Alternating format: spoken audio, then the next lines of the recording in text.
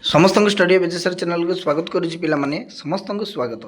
तो आज भिडियो आम आलोचना करवा +3 रे पिलामाने तुमर जो स्पॉट सिलेक्शन एवं वेटिंग लिस्ट सर केबे ठारू अप्लाई करवा ना कि ये पिलामाने बहुत द्वंद्व अच्छा बुझी पारना से जे सार आज ठारू कौन आमर अप्लाई हम ना केबे अप्लाई हम 4 अगस्ट रे ना 5 अगस्ट ना 6 अगस्ट कौन रही सार आमको डिटेल्स कहतु ना कि गतकाली जो पिला भिडियो मु करथिली सेठी बहुत पिला स्किप करी देखी जहाँफल से कमेंट उपर कमेंट और से जानी पार ना जे प्रकृत में मुझे कौन कहवाई चाहिए से बुझीपार तो तेणु देख पिला तुमको मुझे जे केबे ठारू अप्लाई हम तुमको नोटिफिकेशन केमिति आसीबो गाइडलाइंस कौन रही स्पॉट सिलेक्शन एवं तुम एडमिशन केबे रहिबो सब किछि डिटेल्स ऑल पिला माने मु आलोचना करी तेणु वीडियो को पूरा पूरी शेष पर्यंत देखिबो बिना स्किप रे।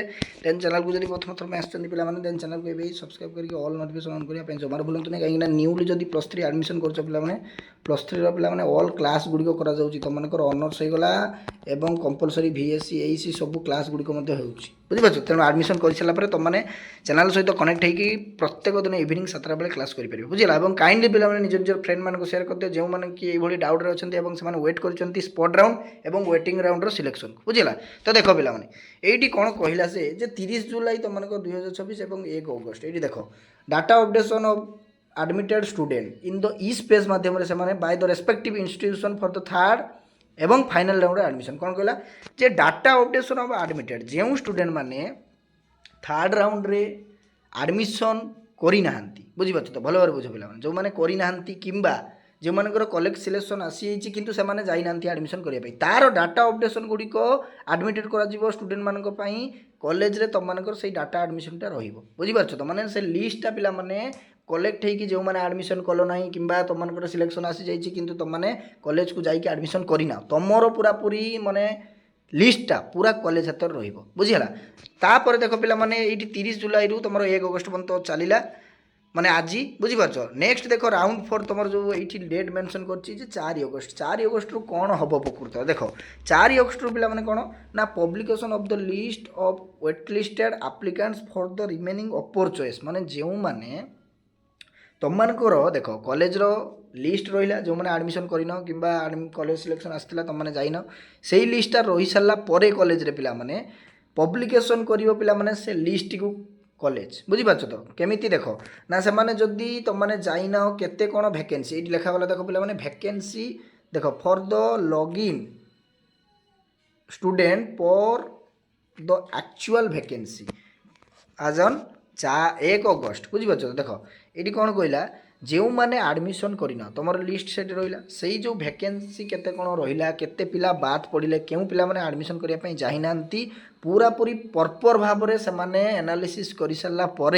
तुमर गोटे पिला माने कौन ना न्यू न्यू गाइडलाइंस आसीबो पिला माने बुझीपार न्यू गाइडलाइंस आसीबो से न्यू गाइडलाइंस एवं नोटिस टी तुम आसी सारा पर तुमको कौन हम ना तुमने अप्लाई इलिजिबल रहिबो कि रहिबनी सेही नोटिफिकेशन रे तुमको लिखा बुझीगला से जो नोटिफिकेशन काढ़ पिला माने तेणु ये जो स्पॉट राउंड रो सिलेक्शन पिला माने केमिति हुए मु तुमको कहि दउछि तुमर गोटे नोटिस काढ़ साम्स तरफ रू किंबा तुमर कॉलेज तरफ रू गोटे नोटिस आसीबो नोटिस आसी सारा पर तुम मैंने जे कौन अप्लाई कर बुझीपार देख ये से लिखला पिला माने जे 1 अगस्ट पर्यटन तुम एक्चुअल वैकेंसी गुडी को कलेक्ट करागला बुझीपार तो कलेक्ट कर सारा पर physical reporting of the interested wait list applicants submission CF along the relevant documents देख तुम फिजिकाली तुम मैंने रिपोर्टिंग कर तुम से कॉलेज जो कॉलेज तुम धर सिलेक्शन आसला बुझीपार तो तेणु तुम 4 अगस्ट आरंभ होची 5-6 बुझीपार तो तुम मैंने कॉलेज जो कॉलेज तुम वैकेंसी धर रहीगला कि तुम ऑनर्स रे वैकेंसी अच्छी तुम से कॉलेज पढ़ाई चाहूँ ताल तुमने 4 और 5 रे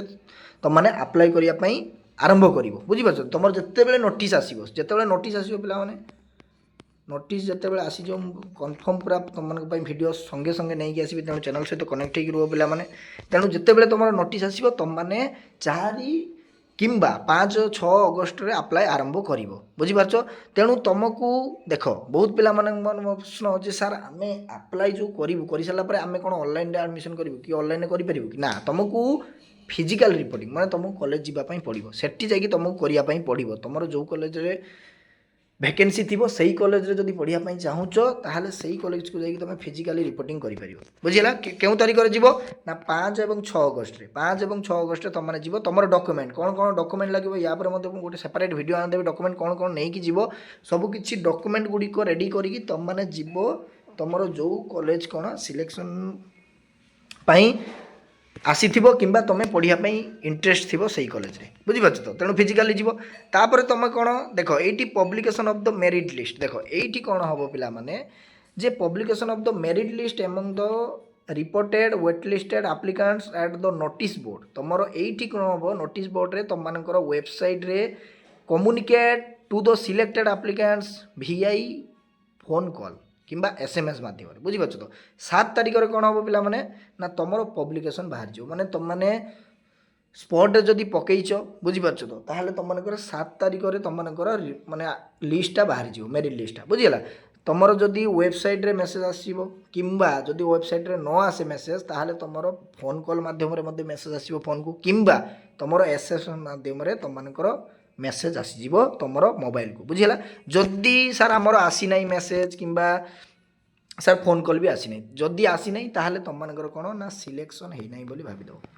ବୁଝିପାରିଲ? ଯଦି ଆସିନାହିଁ ତାହେଲେ ତୁମମାନଙ୍କର 100% ପିଲାମାନେ ସିଲେକ୍ସନ୍ ହେଇନାହିଁ। ବୁଝିଗଲା? ତ ୱେଟିଂ ଲିଷ୍ଟଟା ଦେଖ ପିଲାମାନେ ତୁମର ଯଦି ଗୋଟେ କଲେଜରେ 20ଟା ସିଟ୍ ଅଛି ସେଠି ସ୍ପଟ୍ ଆଡ଼ମିସନ୍ରେ ତୁମମାନଙ୍କର 5ଟି ହେଇଗଲା, ଆଉ ଯେଉଁ 15ଟି ରହିଲା ନା ବୁଝିପାରୁଛ ଆଉ ଯେଉଁ 15ଟି ରହିଲା ସେଇଟା କ'ଣ ହେବ ନା ୱେଟିଂ ଲିଷ୍ଟକୁ ଯିବ ପିଲାମାନେ। ୱେଟିଂ ଲିଷ୍ଟ ବୁଝିପାରୁଛ ତ? ୱେଟିଂ ଲିଷ୍ଟରେ 15ଟା ସିଟ୍ ତୁମମାନଙ୍କର ଫିଲ୍ଅପ୍ ହେବ। ବୁଝିପାରୁଛ?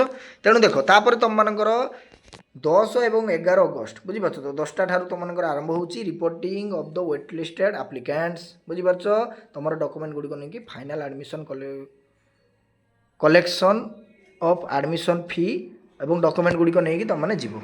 ବୁଝିହେଲା? ତ ଏଇଠି ଦେଖ ପିଲାମାନେ ତୁମର 10 ଏବଂ 11 ଅଗଷ୍ଟରେ ତୁମମାନଙ୍କର କ'ଣ ରିପୋର୍ଟିଂ ପାଇଁ ବା ଆଡ଼ମିସନ୍ ପାଇଁ ତୁମର ଭ୍ୟାଲିଡେସନ୍ ଡକୁମେଣ୍ଟ ଗୁଡ଼ିକ ନେଇକି ତୁମମାନେ ଫାଇନାଲି ଆଡ଼ମିସନ୍ କରିବା ପାଇଁ ଯିବ। ତ ବୁଝିହେଲା ପିଲାମାନେ? ଦେଖ ତୁମମାନଙ୍କର କହିଦେଲି ମୁଁ ଯେ କେବେଠାରୁ ଆପ୍ଲାଏ ତୁମମାନଙ୍କର ଗୋଟେ ଲିଷ୍ଟ ଆସିବ ପିଲାମାନେ ଗାଇଡ଼ଲାଇନ୍ସ ଆସିଯିବ ସେଇ 4 ଅଗଷ୍ଟରେ। ତେଣୁ 5-6 ଅଗଷ୍ଟରୁ ତୁମମାନଙ୍କର ଆରମ୍ଭ ହୋଇଯିବ। ଯେତେବେଳେ ତୁମର ଗାଇଡ଼ଲାଇନ୍ସ ଆସିଯିବ କିମ୍ବା ଲିଷ୍ଟ ଆସିଯିବ କେଉଁ କଲେଜରେ କେତେ ଭ୍ୟାକେନ୍ସି ଅଛି ଅନର୍ସ ୱାଇଜ୍ ତୁମମାନଙ୍କର କେତେ କ'ଣ ଭ୍ୟାକେନ୍ସି ଅଛି ସବୁକିଛି ଡିଟେଲ୍ସ ଗୋଟେ ଲିଷ୍ଟ ଆସିସାରିଲା ପରେ ନୋଟିସ୍ କାଢ଼ି ସାରିଲା ପରେ ତୁମମାନଙ୍କର ଆରମ୍ଭ ହେବ ଆପ୍ଲାଏ। ବୁଝିପାରୁଛ? ସ୍ପଟ୍ ଏବଂ ୱେଟିଂ ଲିଷ୍ଟ। ତେଣୁ 1 ତାରିଖ ଠାରୁ ବର୍ତ୍ତମାନ ଆଜିଠାରୁ ହେବ ନାହିଁ। ବୁଝିପାରୁଛ? ତେଣୁ ଏଇ ଯେଉଁ ମୁଁ ତୁମମାନଙ୍କୁ କହିଲି ପିଲାମାନେ ଏଇଟା ପୁରାପୁରି 100% ମୁଁ ତୁମକୁ ପୁରାପୁରି ଇନଫର୍ମେସନ୍ ଦେଇଛି। ବୁଝିଗଲା? ତେଣୁ ଏଇ ଇନଫର୍ମେସନ୍କୁ ମାନ ପିଲାମାନେ ଡେଫିନେଟଲି ତୁମମାନେ ୱେଟ୍ କର, ନିଶ୍ଚିତ ଭାବରେ ଆସିଯିବ। ଯେଉଁ ମନପସନ୍ଦରେ କଲେଜରେ ପଢ଼ିବା ପାଇଁ ଚାହୁଁଛ କିମ୍ବା ଆଡ଼ମିସନ୍ କରିବା ପାଇଁ ଚାହୁଁଛ ଏ ବର୍ଷ +3 କରିବା ପାଇଁ ଚାହୁଁଛ ନିଶ୍ଚିତ ଭାବରେ ପିଲା କରିପାରିବ। କାହିଁକି ସିଟ୍ ମଧ୍ୟ ବହୁତ ଖାଲି ଅଛି। ବୁଝିଲା? ତ ନିଶ୍ଚିତ ଭାବରେ ପିଲାମାନେ ବୁଝିପାରିଥିବ। ଯଦି କିଛି ଡାଉଟ୍ ଥିବ ପିଲାମାନେ କମେଣ୍ଟ ବକ୍ସରେ କମେଣ୍ଟ କରିବ, ଉତ୍ତର ରଖିବା ପାଇଁ ଚେଷ୍ଟା କରିବି। ଯଦି ଅଧିକ କିଛି ଡାଉଟ୍ ରହୁଛି ଦେନ୍ ଟୋଲ୍ ଫ୍ରି ନମ୍ବର ଦିଆହେଇଛି ପିଲାମାନେ କଲ୍ କରିକି ତୁମମାନେ ମଧ୍ୟ ପଚାରିପାରିବ, ବେଟର୍ ହେବ। ବୁଝିଲା? ତ ରହିଲି ସମସ୍ତଙ୍କୁ ସାଧୁବାଦ। ଥ୍ୟାଙ୍କ ୟୁ, ଧନ୍ୟବାଦ।